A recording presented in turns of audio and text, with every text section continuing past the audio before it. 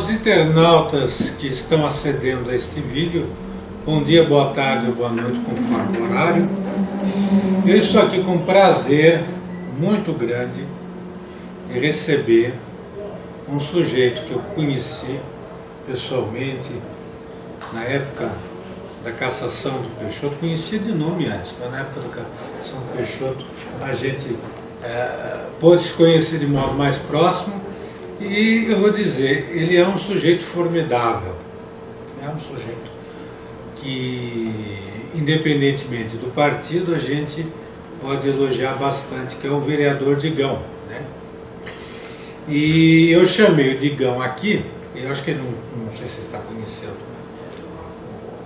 o nosso programa, mas eu já chamei aqui outros vereadores, eu chamei vereadores da oposição, os dois do PT, para ampliar as ideias. Chamei a vereadora Poliana Gama, que é do PPS, o PPS se diz independente, e agora estou chamando um vereador da base governista, que tem a sua independência dentro da base governista, é fato, mas assim a gente equilibra as coisas, para fazer um pouco o diálogo, compor a riqueza das coisas e para que vocês que estão vendo possam tirar as suas próprias conclusões.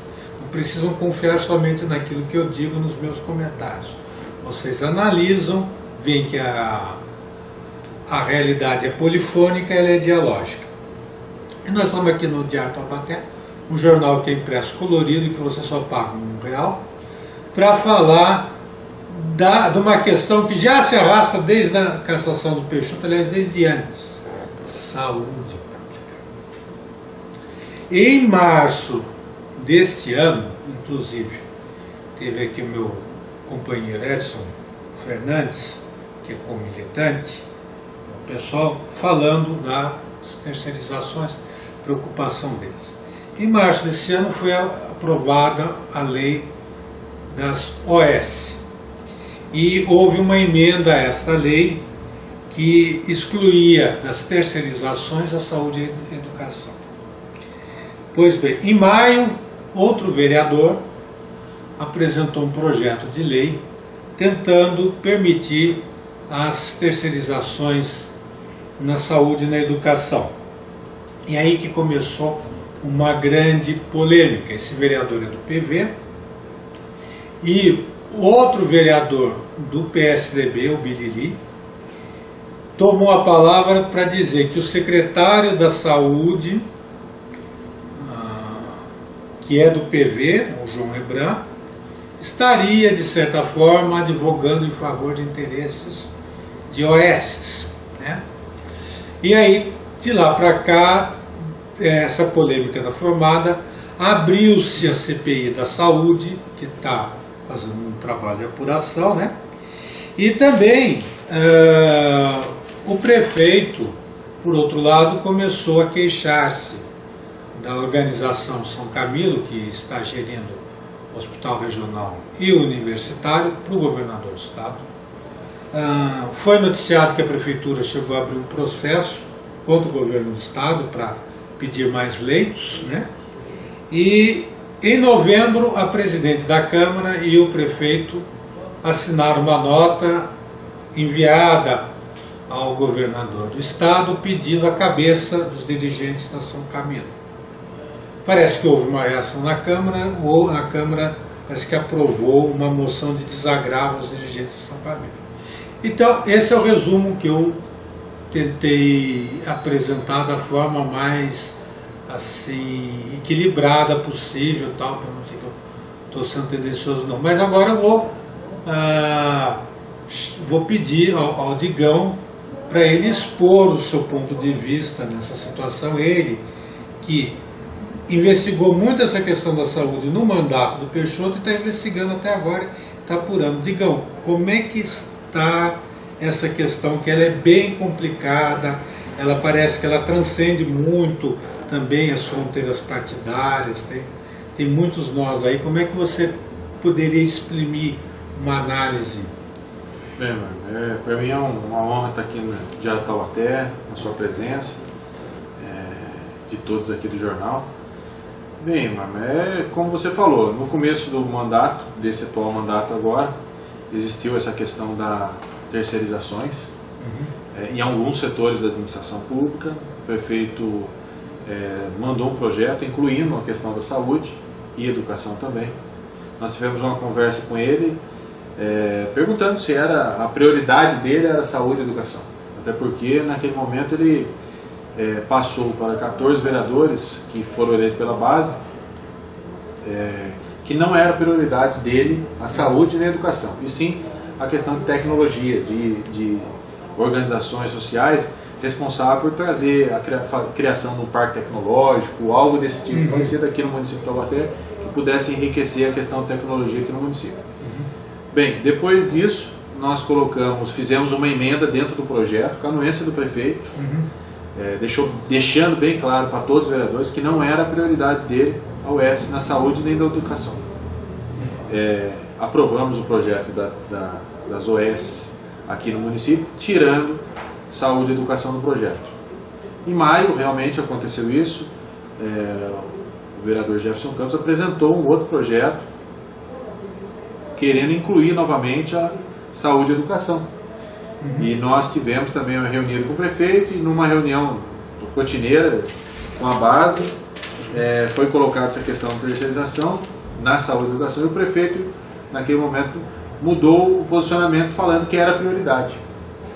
Na mesma hora, eu e o vereador Bilili ficamos chateados com isso, até porque nós somos o partido do prefeito. Não pode ser o último a saber. Então acho que nós teríamos que saber o que estava acontecendo, acho que teríamos que saber quais as pretensões do prefeito nessa questão, até porque 2 meses antes não era prioridade, passou a ser depois de 2 meses. Então se sentimos chateados com essa questão, e na questão da OS mesmo, quando eu dei o parecer falando sobre a questão de terceirizações, no meu relatório mesmo apontei as irregularidades apresentadas em terceirizações na área de saúde. Então fiz um relatório, até porque não tinha como dar parecer contrário,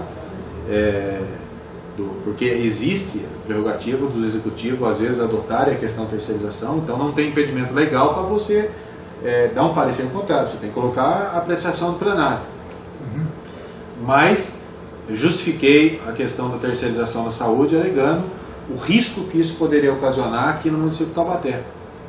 Haja visto que em Lorena aconteceu problemas com terceirizações da saúde, Aparecida, Caçapava, São José dos Campos e Jacareí. As principais cidades aqui do Vale tiveram problemas sérios, gravíssimos, com a questão da terceirização da saúde. E logo depois dessa questão da terceirização, teve na Câmara Municipal o secretário da Visaia também, hoje casado com a vereadora Poliana. É secretário do que mesmo? De gestão pública. Tá. E uma das coisas que a gente, não sei qual vereador que pediu a presença dele, acho que foi o vereador da Graça até, fez o convite para que ele viesse na Câmara Municipal expor a questão das terceirizações que o Estado adota. E nessa apresentação que o deputado da Visaia e secretário do Estado também teve na Câmara Municipal, ficou bem claro que o governo estadual adota algumas questões de terceirizações na área da saúde, mas principalmente em média e alta complexibilidade, e em policlínicas, como é o caso do AME, do Centro de Reabilitação do Simão Toro. Então, nesses modelos, o Estado vem adotando algumas terceirizações. E sempre com organizações sociais, com aquilo que a gente prevê até e colocamos no projeto, desde que seja feito um chamamento público, que tenha patrimônio compatível. Haja visto que em Taubaté mesmo existe a terceirizada na média e alta complexibilidade, que é o São Camilo, mas que tem 30 hospitais próprios, tem 14, 13 contratos de gestão grandiosos no estado de São Paulo. Então você vê que eles têm know-how naquele assunto, têm conhecimento, têm estrutura para poder desempenhar um contrato às vezes de 6, de 10 milhões de reais, até mais que isso. Então a nossa preocupação sempre foi nesse sentido. E o secretário deixou bem claro na Câmara Municipal que o governo do Estado não tem nenhum contrato de gestão em urgência e emergência. E o que o município de Taubaté quer fazer é terceirizar urgência e emergência, através dos PA, dos prontos de atendimento, do pronto-socorro municipal, da policlínica Então, e o PA infantil. Então, no nosso entendimento, você vai delegar uma função que é exclusividade do município, que é a atenção básica, urgência e emergência, você vai dar na mão de terceirizados. Você já tem a média e a alta complexibilidade terceirizada. Você vai terceirizar também a urgência e emergência no município? Então, no meu entendimento, se o próprio Estado não tem nenhum modelo de gestão em atenção básica, você não tem referências nenhum que está dando certo. Então é temerário isso aqui para o município de Taubaté. Entendo que esse não é o melhor modelo de gestão, principalmente por se tratar da questão só de funcionários. A prefeitura tem alegado que o problema dele é o quadro de funcionários, tem funcionários que estão estáveis lá dentro do pronto-socorro e que tem que regularizar. Mas eu acho que essa não é a melhor maneira, você terceirizar uma mão de obra. Né? Então foi nesse sentido que eu e o Birili temos se mostrado contrário a essa questão, outros vereadores também, e por isso a nossa preocupação com a questão de saúde do município. Você se lembra até no tempo ali do Peixoto, a gente descobriu um ONG que não tinha nenhum endereço real, né? Sim. Sim. E aquele caminhão de remédios. Sim. Que tiveram de ser enterrados por causa da... Verdade. Agora, diga uma coisa para mim.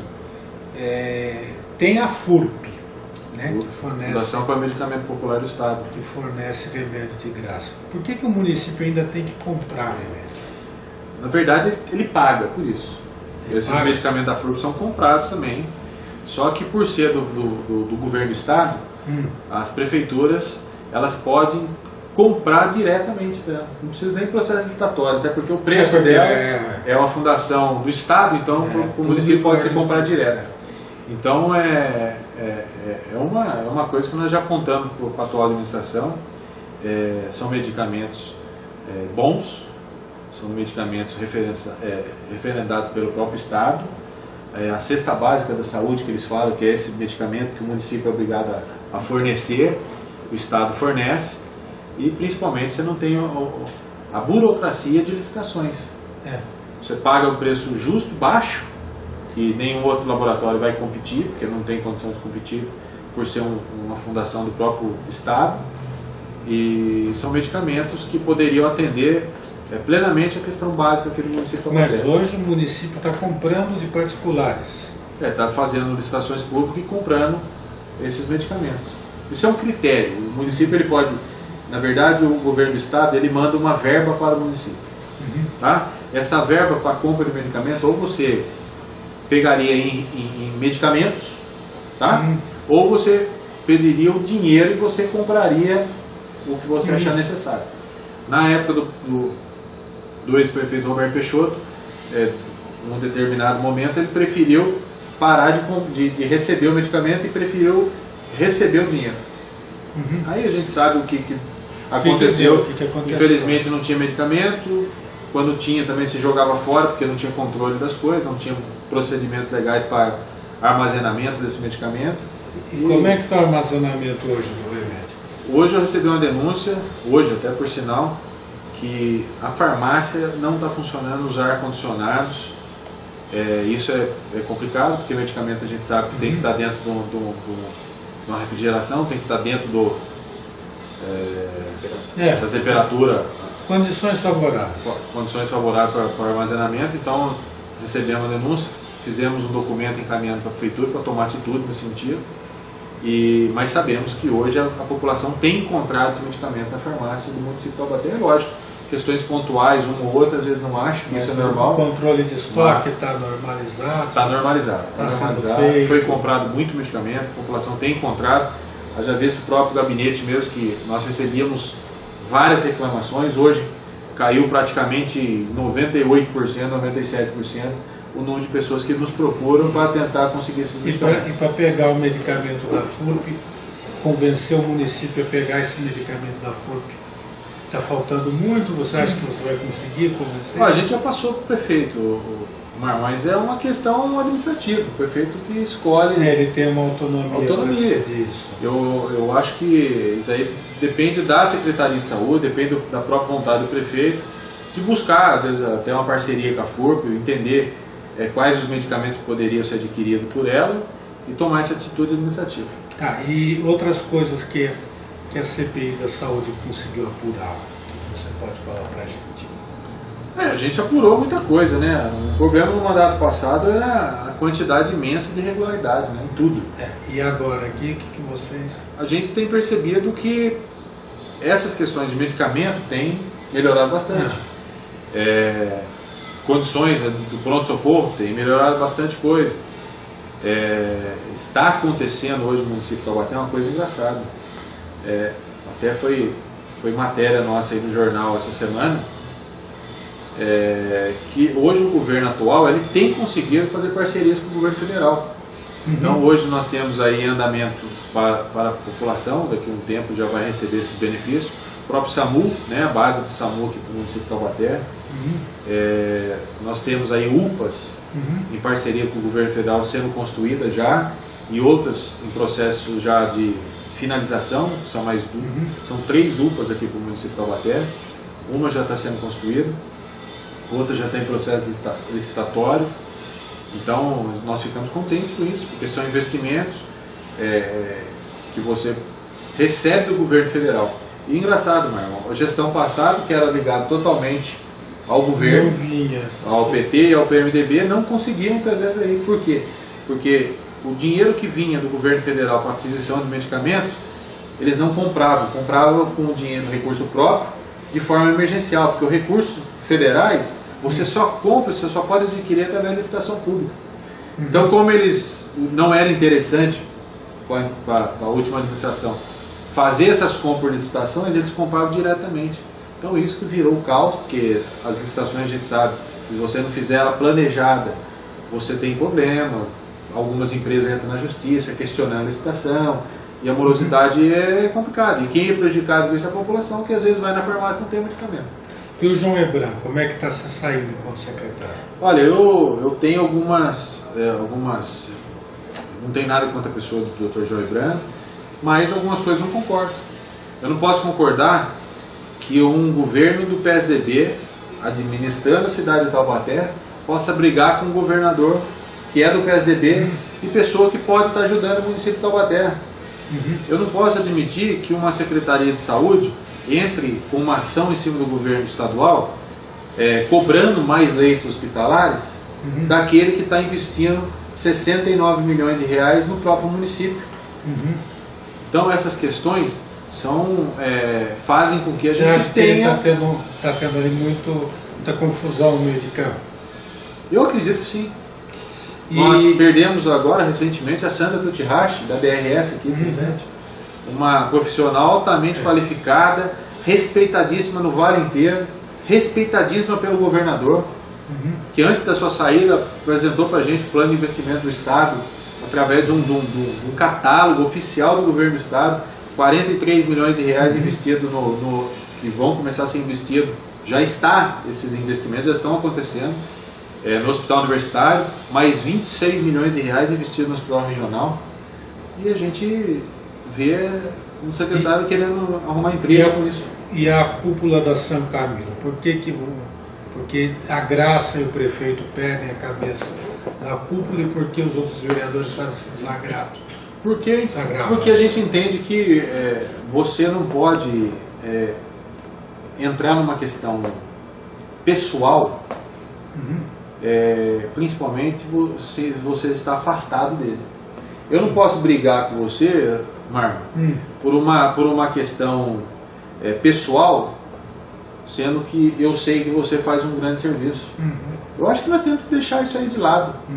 Eu acho que a direção do hospital não tem nada a ver com leito hospitalar.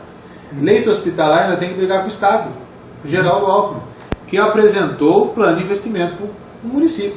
Só que nós não podemos esquecer que a integração do hospital universitário com o hospital regional aconteceu em abril. Nós temos aí 8 meses, 7 meses praticamente dessa integração. E nós sabemos que foi uma integração desse porte, e principalmente da forma que foi feito, Marco, você pegar um prédio sucateado, como foi o Hospital Universitário, que há mais de 10 anos, 12 anos, nunca recebeu um investimento, que as paredes são de taipa em alguns locais, que não pode ser mexida porque senão cai. Então, o governador também, o governo do estado, assumiu um compromisso que às vezes eu acho profundamente que eles não sabiam das condições que o prédio estava.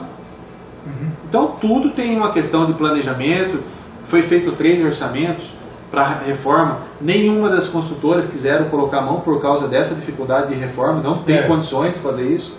Então, o que foi detectado? Que o prédio tem que ser, uma parte dele tem que ser demolida e construída novas alas. Então, você conseguir esses leitos, você depende de ampliações. Tem engenheiro que sabe trabalhar com taipa, mas não são muitos. E o custo disso também é elevadíssimo. Né? Mas voltando ali, e essa história da internação no hospital regional que deu BO, que teve que ir a polícia ir lá, como é que você até parece que foi visitar a senhora? Fui visitar porque é o seguinte, a gente tem que fazer justiça nas coisas. Não adianta você ver uma coisa e ficar... Eu sou assim, Marco, na atuação do ex-prefeito Roberto Peixoto, nós íamos, verificávamos, acompanhava a situação. E com a atual administração não é diferente. O que está acontecendo é o seguinte, hoje o sistema CROSS é que regula a questão de vagas aqui no município de Taubaté. Não só no município de Taubaté, como outros 44 municípios aqui do Vale do Paraíba. Então, Taubaté é uma referência hoje de 10 municípios. A saúde de Taubaté é referência para 10 municípios.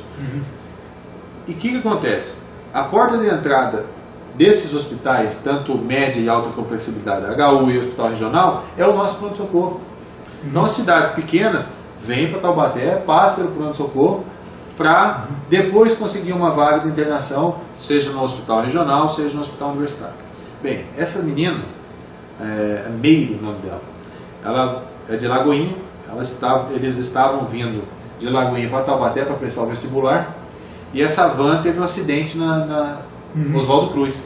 E essa van tombou, né, capotou na estrada, e ela veio, saíram todos de lá, foram transferidos ao hospital regional e foram feitos todos os procedimentos legais que qualquer pessoa teria. Algumas tiveram fratura, outras não tiveram fratura. E o caso dela foi uma luxação no braço direito. Bem, ela foi clinicada, porque era um caso clínico, foi feito todo o diagnóstico dela, viram que ela tinha uma luxação no braço, tá? Medicaram ela, falaram, agora você tem que ficar de repouso em casa. Se caso você perceber alguma coisa, dor, alguma coisa, você retorna e procura um ortopedista. Tudo bem. Ela foi embora para Lagoinha, ficou lá 2 dias, sentiu um pouco de desconforto no braço, retornou, mas ela não foi para o regional, ela foi no pronto-socorro nosso. Chegando no pronto-socorro, foi feita uma radiografia, segundo os próprios funcionários do hospital regional, onde eu fui também, veio essa radiografia muito mal, não tinha praticamente resolução para poder tirar um diagnóstico, e veio pedindo uma vaga para o regional. Foi mandado para o CROSS. Então, o pronto-socorro encaminhou esse pedido de vaga para o CROSS autorizou essa vaga. Bem, esse paciente saiu dali, vaga 0. Eles pegaram a menina e levaram ao pronto-socorro numa van. Chegou lá, eles pegaram o prontuário dela e falaram, não, essa menina já passou por aqui, o caso dela é clínico, não é caso de internação. Negou a vaga, porque já não sabia, ela já tinha passado lá. E pelo prontuário dela já sabia que negou a vaga. Aí falaram que voltou para o pronto-socorro, e aí através de força policial eles voltaram para o regional. Mas o caso dela é luxação. E até tem aqui, Marco, depois até te mostro. Que não pode mostrar agora. Eu fui. Vou mostrar agora. Eu peço licença para os internautas. Eu estou chamando você para expor seu ponto de vista. E é uma coisa, é um debate qual a gente tem que, é lógico, a gente tem que tentar. Cada um tem seu ponto de vista. Ser transparente. O Salvador expressou o ponto de vista dele aqui. E aqui, ó. Expressa o seu. E aqui, não sei se as pessoas vão poder visualizar. Vou até chegar um pouquinho mais perto da câmera aqui, ó. Ali é o prontuário da da Meire. E aí, ó, o paciente Meire Daiane Aparecida Godoy, olha lá, ambulatório, tá?